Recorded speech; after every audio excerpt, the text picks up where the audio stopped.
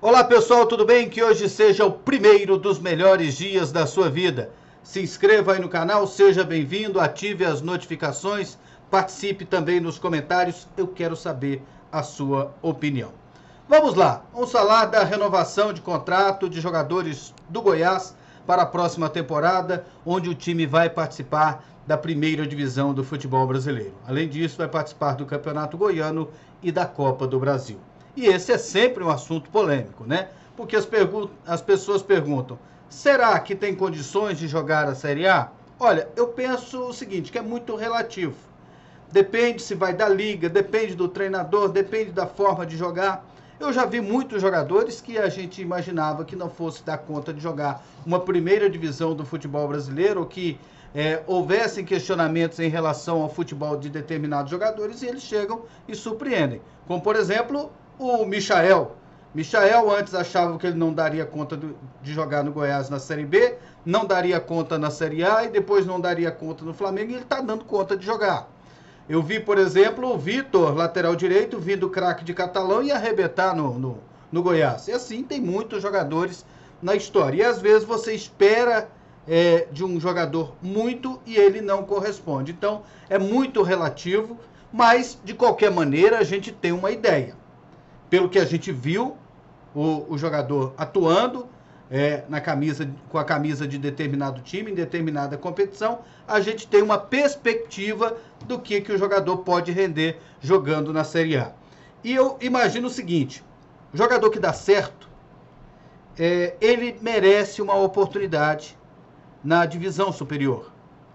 Ele merece fazer parte daquele elenco, porque o Goiás saberá que pode contar com o jogador naquela determinada situação. Vou citar aqui o Diego.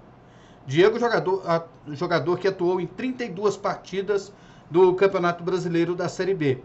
Não tinha um grande currículo, tinha vindo do Boa Esporte, tinha sido rebaixado no Boa Esporte e foi um jogador muito útil. Jogou na lateral direita, jogou de volante, jogou de meia, jogou mais avançado. Então é um jogador útil para compor o elenco, para ajudar, porque nem só de craques você vai montar um time, até porque não tem dinheiro para isso. Então você precisa daqueles guerreiros, daqueles caras que ajudam a carregar o piano. Então o Diego é um.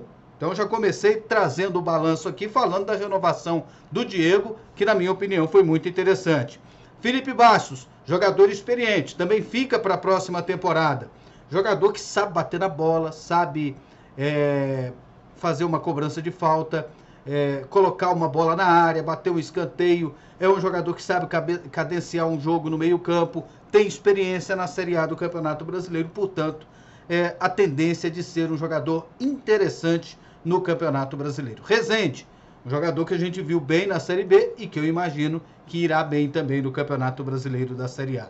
Nicolas, atacante. Começou muito bem, depois teve uma queda, mas sempre foi um jogador que esteve ali entre os titulares, participando de gols, participando de jogadas ofensivas, sendo bem marcado, porque estava se destacando. No final, acabou fazendo até o gol do acesso da equipe do Goiás. E essa renovação está encaminhada a do Diego.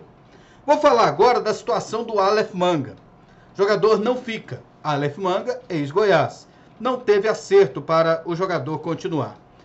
O Charlie Pereira, lá da rádio Sagres 730, entrevistou o Marley Feliciano, empresário do jogador. E ele foi claro, falou, ó, o Goiás disse que não teria condições de pagar, de exercer o poder de compra de 50% dos direitos do jogador até o dia 30 de novembro. Não poderia. O presidente Paulo Rogério passou a mensagem e disse que não poderia comprar. Então, se não pode comprar, então não há o que fazer. Alguém pode falar assim, mas o Goiás poderia dar um jeito. Não, gente, esse poderia dar um jeito é até a página 4. A gente tem que saber também a condição. O Goiás deu um jeito durante o Campeonato Brasileiro da Série B. Foi lá e pagou R$500 mil para o Volta Redonda e teve o jogador até o final do ano. O salário dele era um bom salário, e ele correspondeu ao que o Goiás lhe investiu. E o Goiás foi importante também porque revelou o jogador, deu a oportunidade para que ele tenha várias propostas hoje. Então o Goiás não tinha o dinheiro para pagar, os 50% do jogador. Eu imagino que o Goiás tem bicho para pagar, tem 13º, tem que fazer compromisso com outros jogadores. Não vai ser só o Aleph Manga que vai jogar no Goiás. Está renovando aí com o Rezende, Felipe Bastos, Diego. Algum dinheirinho sai. Então, não tinha como fazer. E se não tem como é que faz? O empresário disse que os salários estavam acertados desde antes, já há muito tempo. Ó, a gente renovando, ele vai ganhar tanto em 2022, tanto em 2023. Já estava pré-acordado. Então, o salário não foi tanto o problema. O problema era pagar a liberação.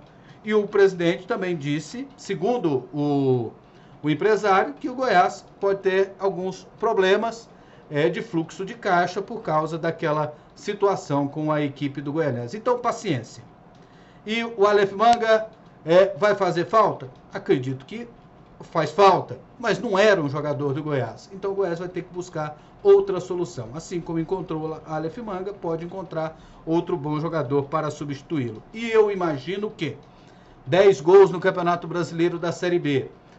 Um jogador que custa R$1.300.000, 50% dos direitos. Um jogador que ganha 90 mil por mês. Muitos times da Série A têm condições de cobrir essa proposta. De contratar o jogador. Dos salários, do jeito que estão aí na Série A, um Fluminense da vida paga 150 mil para ele brincando. Um Santos. Então, ele tem mercado. Tem 26 anos, foi bem, e eu imagino que ele vai jogar em outro time. E o que ele fez para o Goiás foi muito importante, e é assim o mercado do futebol. Tem jogadores que não ficam, já está definido, que já vão embora, né? O Salustiano, zagueiro. O Ivan, lateral direito. Esse aí foi o primeiro que chegou dos reforços, né? Esse aí não conseguiu corresponder. Lucas Black. O Thales, ele está voltando de empréstimo. Pode ser emprestado de novo ou liberado em definitivo. Também imagino que é um jogador que não possa... não vai ser útil mais para o Goiás, não tem clima mais, já está no final do contrato. Já teve oportunidade lá da base, quando foi revelado, e nunca conseguiu se firmar. Às vezes ele pode ser muito mais feliz, ele já recebendo agora, já tendo um acordo para a sua rescisão de contrato. E o Bruno Mezenga, que foi emprestado, né, para a equipe da Ferroviária. Ele veio da Ferroviária, lá ele foi artilheiro do Campeonato Paulista, e agora ele fica à disposição da Ferroviária para mais um Paulistão. E aí, depois, ele fica à disposição do Goiás para o Campeonato Brasileiro da Série A. Aí, no início lá, eu disse que é relativo quando você fala que o jogador serve ou não para a Série A. Eu imagino que não. O Bruno Mezenga, ele foi importante no início, depois ele caiu de produção, aí ele dificilmente entrava nos jogos, entrava nos minutos finais, e na reta final ele acabou sendo importante. Eu imagino a Série A um campeonato com mais intensidade. Um campeonato em que até o atacante, o centroavante lá, ele ajuda a marcar. Um campeonato em que o jogador precisa ter uma mobilidade maior. E eu não vejo o Bruno Mezenga com essa mobilidade. Um campeonato em que os jogadores atuam de uma forma mais rápida, tanto os jogadores de frente como os jogadores atrás. Por exemplo, você pega o Gilberto, ele é o centroavantão, mas ele se movimenta muito. Ele procura os espaços entre zagueiros rápidos. Ele é um jogador que já tem uma certa idade, mas ele é um jogador que tem intensidade. E eu não vejo o Bruno Mezenga com essa característica. Vai me surpreender muito se voltar a disputar a Série A e se destacar. Pois é, esse aí foi o balanço até agora do que o Goiás está preparando para 2022.